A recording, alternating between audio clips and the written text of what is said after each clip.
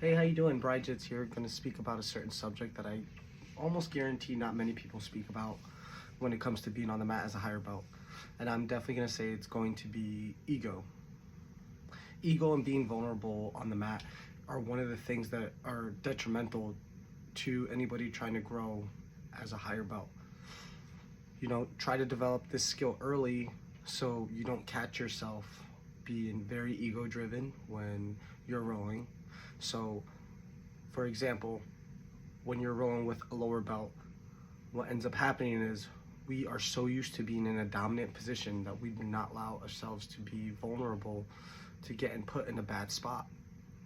So we're constantly smashing the lower belt, showing our dominance or whatnot, have you say.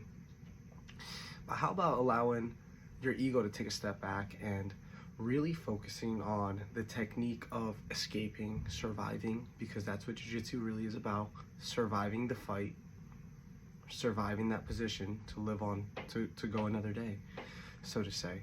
So let that white belt grab your neck, let that blue belt get an arm in choke, get an arm bar or whatnot, and then, you know, figure your way out from there. Constantly put yourself in bad positions to work out of it, you know, because that happens in jiu-jitsu and it happens in life, it happens in MMA a lot.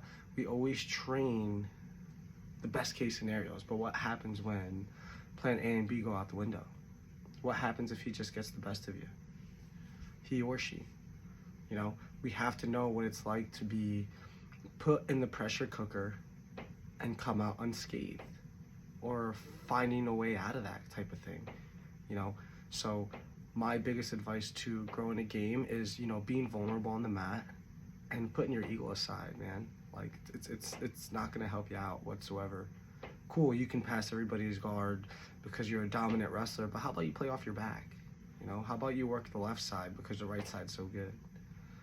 That's something that I do a lot. Whenever I'm rolling with the lower belts, I let them get better positions on me. For one, it's going to help them boost their ego a little bit, so now they're willing to try new things. And then two, it's going to help me figure out a way how to get out, because maybe there's certain steps that I forgot as a higher belt. As a black belt now, I'm still constantly learning. So if there's something to take out of this video, is be vulnerable at all times, enter a nice flow state, you know, move, and put that ego aside.